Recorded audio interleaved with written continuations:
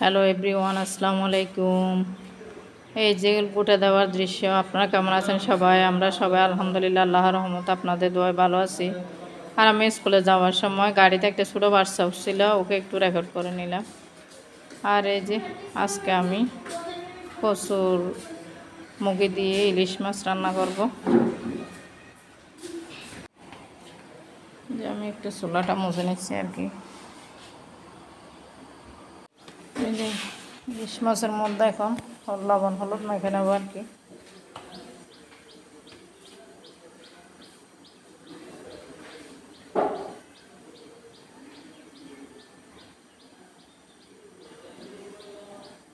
হলুদ আর লবণ দিয়ে মেখে।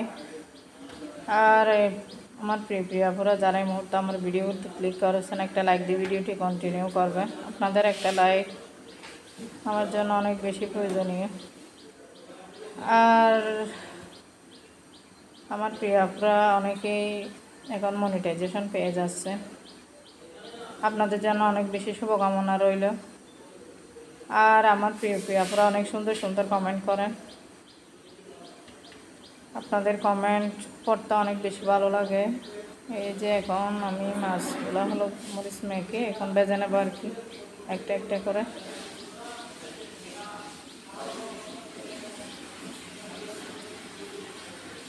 এই যে এখন আমি একটা করে মাছ ভেজে নেব।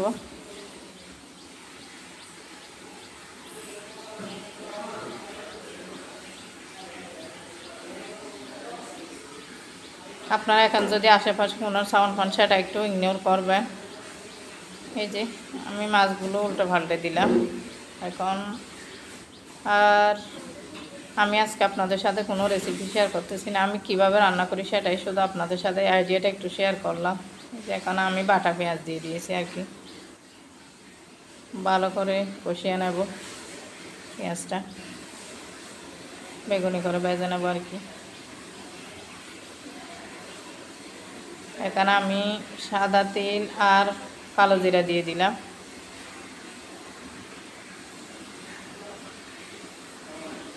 আজকে আমি কচু ছড়া দিয়ে, কচু আপনারা কি বলেন জানি না, আমাদের এখানে চট্টগ্রামে কচু ছড়া বলে, কচু ছড়া দিয়ে ইলিশ মাছ রান্না করব।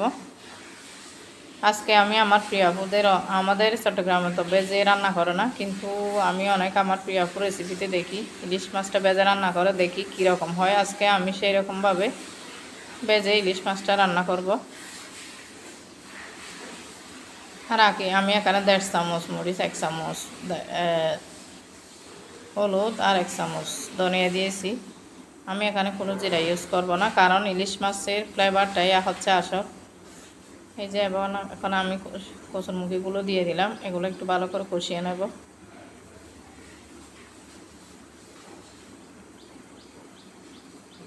আর আপনারাদের কমেন্টগুলো অনেক বেশি অনুপ্রেরণা যোগায়, সুন্দর সুন্দর কমেন্ট করবেন গঠনমূলক।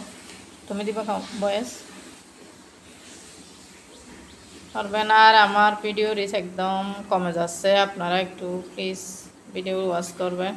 আর ভিডিও নিয়মিত পাবলিশ করা হয় না বিভিন্ন সমস্যার কারণে, আপনারা ভিডিওগুলো ফুল ওয়াচ করবেন। একদম মানে ওয়াচ টাইম দেখলে মানে মনটা খারাপ হয়ে যায়। আমি সবার ভিডিও ফুল ওয়াচ করি এবং লাইক দিয়ে দেখি আর কি।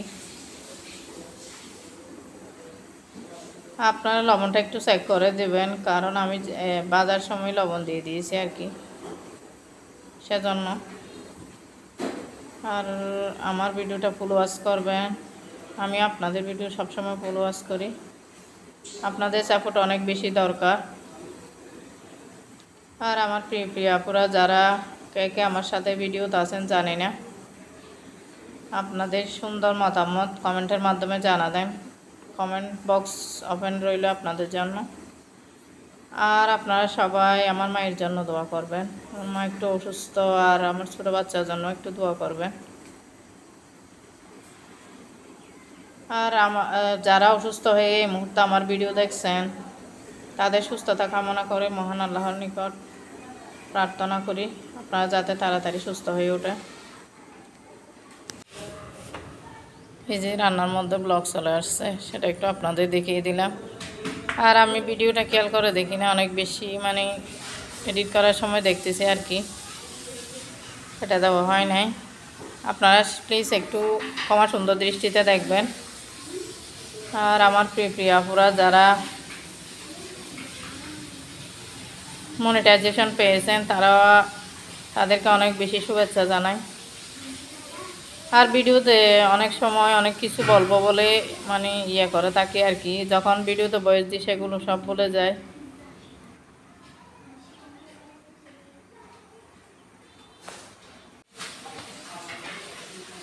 এই যে আর আজকে আমি ইলিশ মাছের মাথা দিয়ে মিষ্টি কুমড়া শাক রান্না করবো আর কি, সেটাও আপনাদের সাথে শেয়ার করব।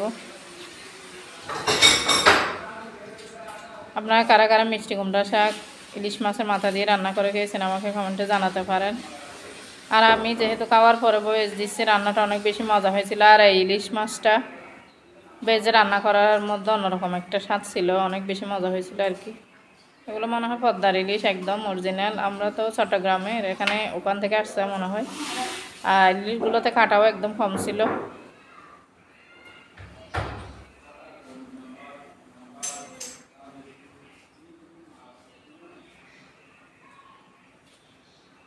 আর এখন আমার মাছ রান্নাটা একদম হয়ে গেছে আর কি। আর একটু অপর চুলায় আমি একটু চানা বুট ভেজে নিয়েছিলাম আর কি বিকালে। এই যে বিকালবেলায় চানা বুট ভেজে রেখে ফ্রিজে রেখে দেবো আর কি। আর আমার মেয়ে এরকম মানে সেগুলো একটু আপনাদের সাথে শেয়ার করে দিলাম।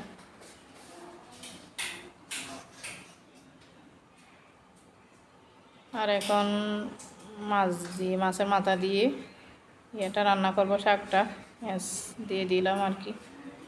আর মশলাগুলো দিয়ে দেব।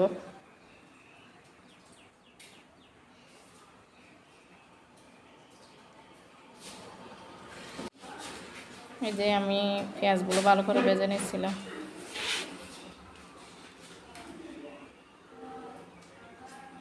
এখন একটু পানি দিয়ে গরম মশলাগুলো দিয়ে দেব, একটু হলুদ, একটু মরিচ আর একটু ধনিয়া দেবো আর কি।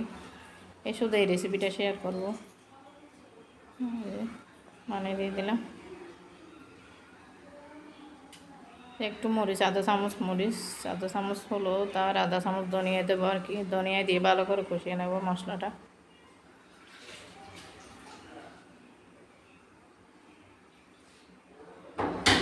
মশলা কষানোর পর শাকগুলো দিয়ে দেব।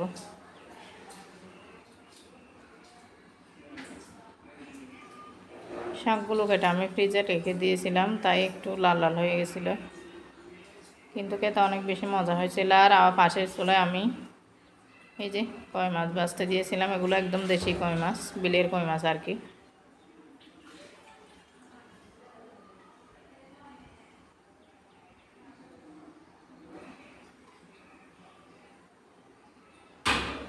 এখন আমি পেঁয়াজ দিয়ে দিলাম, এখানে শাকগুলো রান্না হচ্ছে।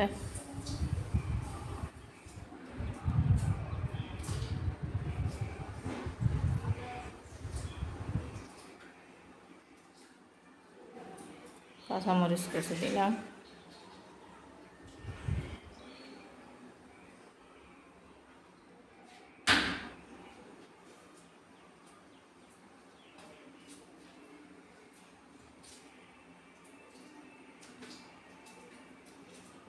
আলু আর ঢেঁড়স দিয়ে ভাজা করবো কীভাবে, মানে একদম কালার ঠিক রেখে আলু ঢেঁড়স ভাজি, সেটা আপনাদের কাছকে দেখিয়ে দিলাম। রাত্রে করেছিলাম আর কি, ইলিশ মাছ তো বাচ্চারা খাবে না, সেজন্য ওদের জন্য আলু আর ঢেঁড়স একসাথে ভাজি করেছিলাম আর কি। এখানে একটু হলুদ আর একটু ধনিয়া দিয়েছিলাম, ভালো করে ভেজে নেব। আর আমার ভিডিওর মধ্যে একটা মনে নিশ্চয়ই একটা আওয়াজ পেয়েছেন, এটা হচ্ছে স্কুলের ঘন্টার আওয়াজ। আমি স্কুলের মধ্যে বয়স দিচ্ছিলাম। আর এখন ঢেঁড়সটা দিয়ে দেবো। ঢেঁড়সটা নিয়ে নাড়ে সাইডে ভেজে নেবো আর কি।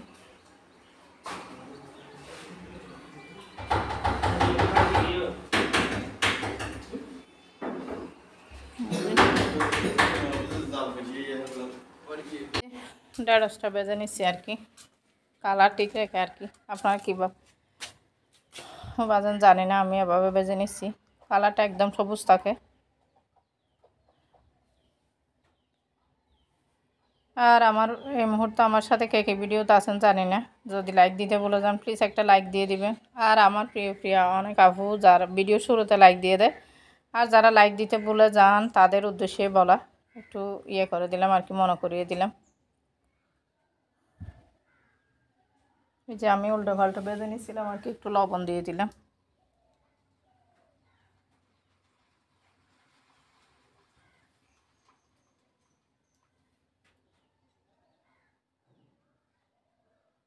ভালো করে মিক্স করে নিচ্ছি।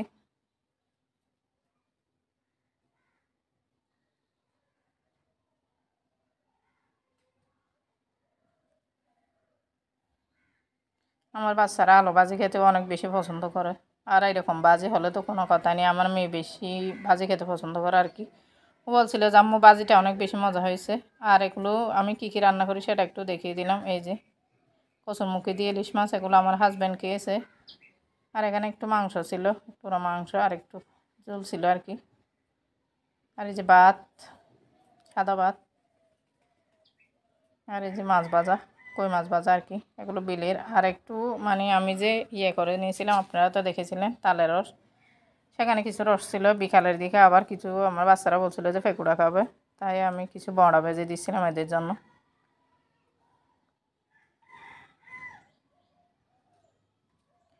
আর আমার প্রিয়াপুরা যারা তালের পিঠা এখনও খান নাই, তাদেরকে আমার বাসায় আমন্ত্রণ রইল, আপনারা চলে আসেন, আমি পিঠা বানিয়ে খাওয়াবো আপনাদের। পিঠাগুলো অনেক বেশি সফট, আর তালটা এত বেশি ভালো ছিল আর কি। একদম আমি আমার স্কুলের এক স্টুডেন্টের কাছ থেকে কিনেছিলাম আর কি, একদম অরিজিনাল বাড়ির জিনিস, ভেজাল ছাড়া। আর বাজারে যেগুলো বিক্রি করে সেগুলোর মধ্যে অনেক বেশি মানে ফরমালিন মিক্স করে, না মানে তাড়াতাড়ি না পচার জন্য, তারপর তেল দেয় সেখানে। এটা একদম অরিজিনাল। এইটা যেদিন আমি আমার বাসায় এনেছিলাম, এই তালটা সুগন্ধির জন্য থাকতে পারি নাই, প্রায় 2 দিন আমি ফ্রিজে রেখে দিয়েছিলাম, কারণ আমি স্কুল থেকে আসার পর সময় পাইনি। স্কুল থেকে আসার পর আর মানে থাকে না আর কি এগুলো ইয়ে করার জন্য। আর এখানে আমি একটু চটপটিগুলো বেজে নিচ্ছিলাম আর কি, চটপটি আর ইয়েগুলো বেজে আমি ফ্রিজে এগুলা, এটা হচ্ছে শুক্রবারের ভিডিও, আমি বেজে ফ্রিজের মধ্যে রেখে দিয়েছিলাম আর কি। শুক্রবারে করেছিলাম, এটা আমি শ্যুট করে নিয়েছিলাম একটু করে আপনাদের জন্য, কারণ রেসিপিটা আমি আগেই আপনাদের সাথে শেয়ার করেছি। এটা একটু মানে আপনাদের, আমি ফ্রিজে এগুলা মানে ছোটো ছোটো বাটিতে ভরে রেখে দিই আর কি। কী করবো, স্কুল থেকে গিয়ে আর কিছু করতে ইচ্ছে করো না। আর আমার প্রিয় যারা হোম মেকার আপুরা আছেন, তারাও তো আমাদের চেয়ে অনেক বেশি কষ্ট করেন। আর আপনারা যাদের নিজে আত্মনির্ভরশীল হয়ে কিছু করতে পারেন, আপনাদের জন্য অনেক বেশি দোয়া রইল। আর আমি সবসময় আপনাদের সাপোর্ট করি। আমি জানি প্রত্যেকটা মেয়ের একটা নিজস্ব পরিচয় থাকা দরকার। আর আমাদের রোদের সময় আমাদের বাগানের এই যে আমাদের গাছের ফুলগুলো একটু আপনাদের দেখিয়ে দিই। প্রায় প্রতিদিনই আমি ভিডিও ফুল দিয়ে শুরু করি। আর এই যে সাদা ও লাল জবা। আর আমি আমাদের স্কুল আর প্রাইমারি একসাথেই। এই যে আমার মেয়েরা খেলছিল আর কি, আর প্রাইমারি এখানে পানি জমে আছে, বাচ্চারা খেলছিল, সেই দৃশ্যটা একটু দেখিয়ে দিলাম। আর একটু জাম্বুরা নিয়ে আসছিলাম, স্কুল থেকে আসার সময় 2টা জাম্বুরা কিনে আনছিলাম, একটু ভর্তা করে নেব।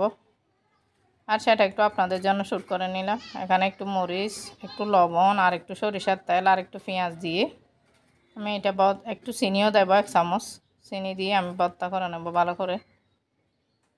আর আমার প্রিয় আপুরা যারা এই মুহূর্তে আছেন জানি না, আপনাদের সুস্থতা কামনা করে আমি ভিডিও শেষ করলাম। একদম ভিডিও শেষ পর্যায়ে চলে এসেছি।